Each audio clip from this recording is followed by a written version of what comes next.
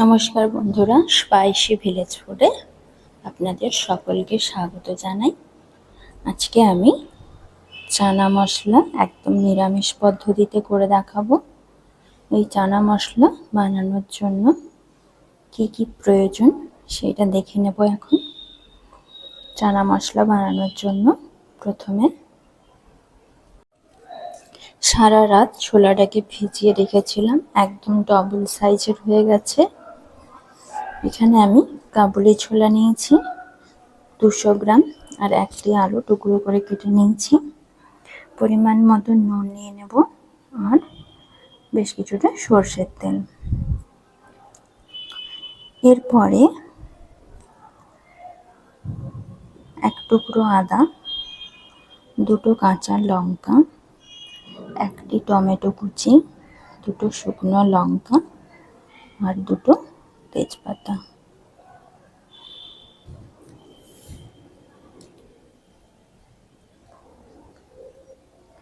আর নিয়েছি 10 থেকে 12 পিস কাজু, আর 2 চামচ পোস্ত। গোটা গরম মশলা 1 চামচ, জিরে, কাশ্মীরি লঙ্কার গুঁড়ো 1 চামচ, হলুদ 1 চামচ।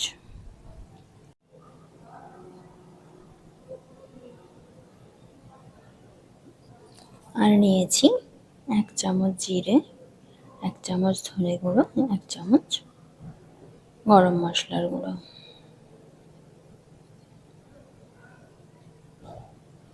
এবার এরকম একটি প্রেসার কুকার নিয়ে নিয়েছি। প্রেসার কুকারের মধ্যে ছোলাগুলো দিয়ে দেব, আর দিয়ে দেব টুকরো করে কেটে রাখা আলুগুলো। 1/2 চামচ নুন দেব, আর 2 বাটি জল দেব।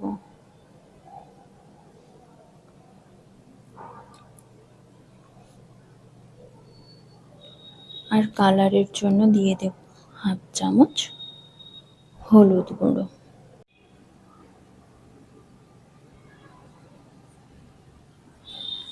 এরপরে প্রেসার কুকারের ঢাকাটা লাগিয়ে গ্যাসের মধ্যে বসিয়ে দেব। একদম মিডিয়াম ফ্লেমে রাখবো, যাতে করে খুব ভালোভাবে সিদ্ধ হয়। আর আমি এখানে 2টো সিটি দিয়ে ছোলাটাকে সেদ্ধ করে নেব।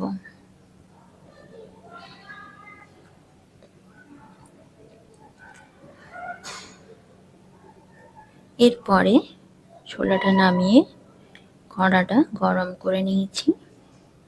কড়া গরম হয়ে যাওয়ার পরে দিয়ে দিলাম 2 টেবিল চামচ সর্ষের তেল। সর্ষের তেলটা গরম হতে থাক।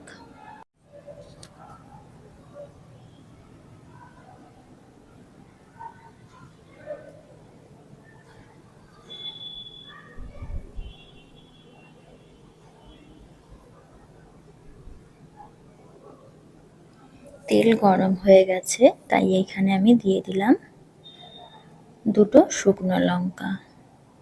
শুকনো লঙ্কাটা ভালোভাবে ভেজে নেব, আর দিয়ে দেব 2টো তেজপাতা।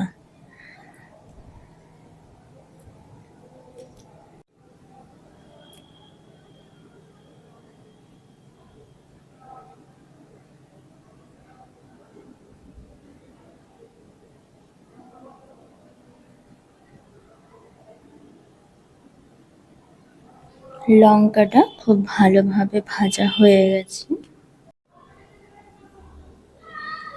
এখন দিয়ে দিলাম গোটা গরম মশলা। গরম মশলাটা খুব ভালোভাবে ভাজা হলে কি সুন্দর গন্ধ ছাড়বে। সেই সময় দিয়ে দেব গোটা জিরে 1 চামচ।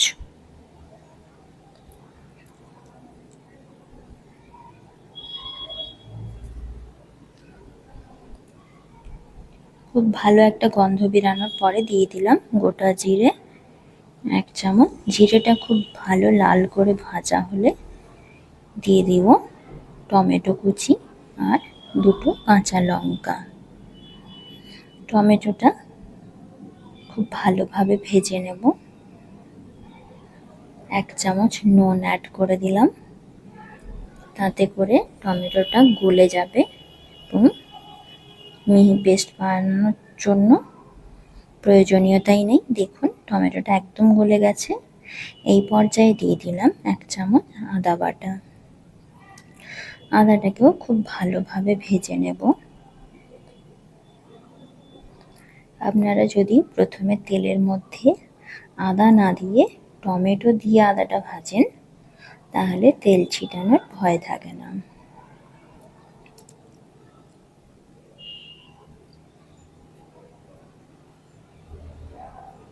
আদাটা খুব ভালো মতো ভাজা হতে থাক, খুব লাল করে ভাজা হবে এবং আদার কাঁচা গন্ধটা চলে যাবে।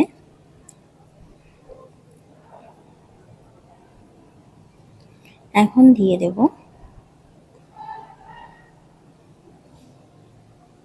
হলুদ আর লঙ্কার গুঁড়োটা, আর দিয়ে দেব জিরে ধনে আর গরম মশলার গুঁড়ো, আর দেব বেশ অল্প পরিমাণ জল। আমি এখানে মশলার জল ইউজ করছি। জল দিয়ে মশলাটাকে খুব ভালোভাবে কষাতে থাকবো।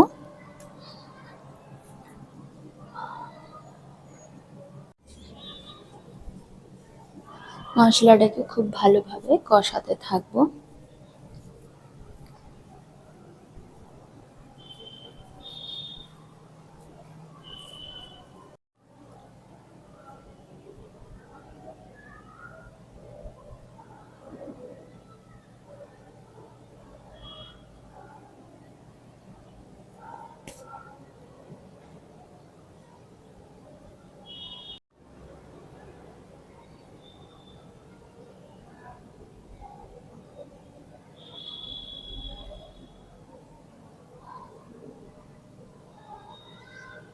মশলার থেকে সুন্দর তেল ছাড়তে শুরু করেছে। এখন মশলাটা কষানো পুরোপুরি কমপ্লিট হয়ে গেছে।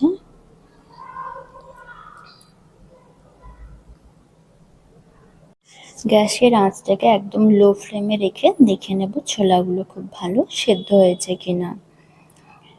প্রেসার কুকারের যে অবশিষ্ট গ্যাসটা থাকে সেটি বেরিয়ে গেছে। এবার আমি প্রেসার কুকারটা খুলে নেব, দেখে নেব ছোলাগুলো খুব ভালো সেদ্ধ হয়েছে কিনা।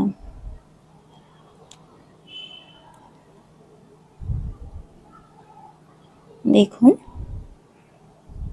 এভাবে টিপে দেখলে একদম ম্যাশ হয়ে যাচ্ছে, তার মানে ঝোল ভালোভাবে সেদ্ধ হয়ে গেছে।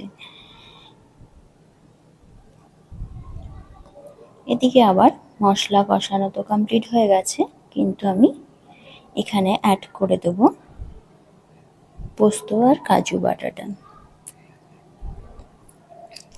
পোস্ত কাজু বাটাটা দিয়ে আরো বেশ কিছুক্ষণ কষিয়ে নেব। যখনই মশলার থেকে তেল ছেড়ে আসবে সেই সময় কাজু আর পোস্ত বাটাটা দিতে হবে। পরে বেশ ভালোভাবে কষাতে থাকবো যতক্ষণ পর্যন্ত না মশলার থেকে তেল ছাড়তে শুরু করে।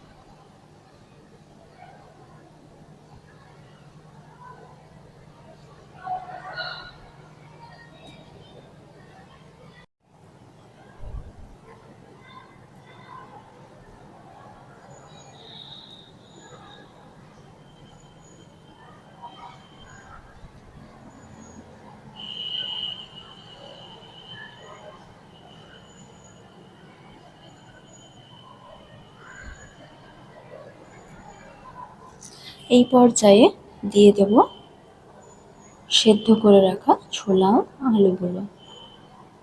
যতক্ষণ পর্যন্ত না মশলার থেকে তেল ছাড়ছে ততক্ষণ আপনারা একেবারেই দেবেন না। দেখুন ছোলা আলুটা দেওয়ার পরে বেশ ভালোভাবে কষিয়ে নেব। আর দিয়ে দেব অল্প পরিমাণ জল, যাতে করে মশলাটা পুড়ে না যায়। তলায় ধরে গেলে তার টেস্ট ভালো হবে না।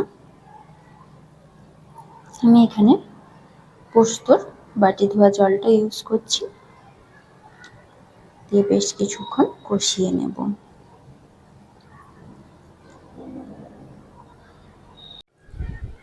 চানা মশলার এই রেসিপি যদি আপনাদের ভালো লেগে থাকে অবশ্যই আমার চ্যানেলটা সাবস্ক্রাইব করার অনুরোধ রইল এরকম নিত্য নতুন রেসিপি পাওয়ার জন্য। সেই সঙ্গে আপনারা বেল আইকনে প্রেস করে দেবেন, যাতে করে সমস্ত নোটিফিকেশনগুলো সবার আগে পেয়ে যান। এবং লাইক কমেন্ট শেয়ার করতে ভুলবেন না।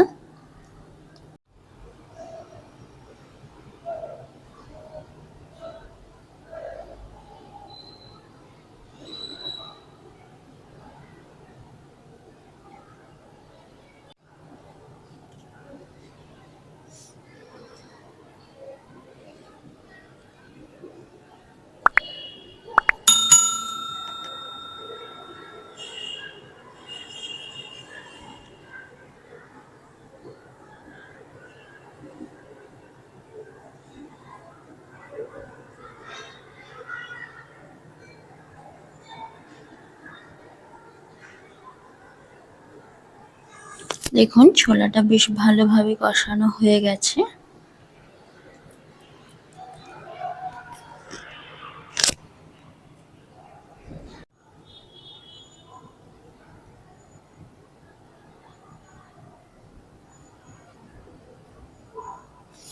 এখন আমি দিয়ে দেব পোস্তর শিল ধোয়া জল আর ছোলা সেদ্ধর জলটা এখানেই অ্যাড করছি। আমি এক্সট্রা কোনো জল অ্যাড করছি না। এইটা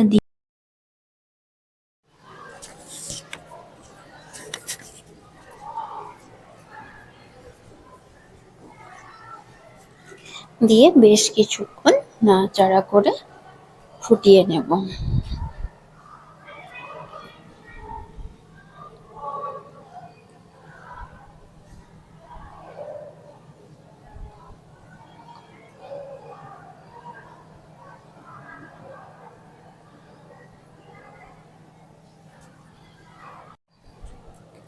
দেখুন কালারটাও খুব সুন্দর হয়েছে, এখন ফুটে উঠেছে।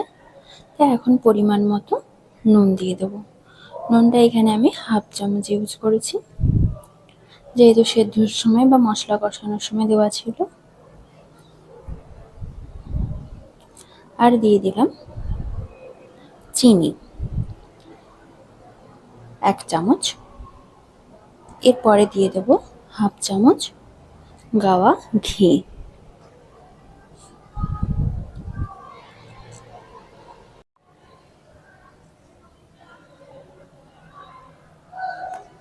দেখুন এবার রেডি হয়ে গেছে ফুটে। বেশ কিছুটা ঝোলটা মরেও গেছে, বেশ মাখা মাখা ব্যাপারটা হয়ে গেছে। এইভাবে আপনারাও একবার ট্রাই করে দেখতে পারেন। এখন গ্যাসটা বন্ধ করে দিলাম। এখন নর্মাল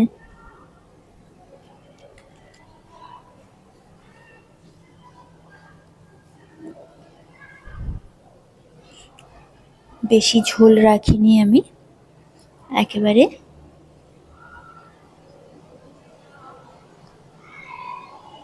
আপনারাও ঠিক এরকম ভাবে একবার ট্রাই করে দেখতে পারেন। নিরামিষ দিনে লুচি, পরোটা বা রুটি সমস্ত কিছুর সাথে খাওয়া যাবে এরকম একটি রেসিপি। নমস্কার সকল দর্শক বন্ধুদের, আপনারা সকলে ভালো থাকবেন। ফিরবো পরবর্তী রেসিপি নিয়ে।